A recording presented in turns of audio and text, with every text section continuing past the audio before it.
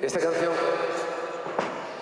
que os vamos a hacer también fue un himno en su momento en San Francisco. Era el himno de los hippies, pelo largo, flores en el pelo, vivir, fumar marihuana, no trabajar y bueno, vivir bien, ¿qué coño? Sí, como ahora más o menos. Se llama San Francisco y es de Scott McKenzie. Vamos con ella.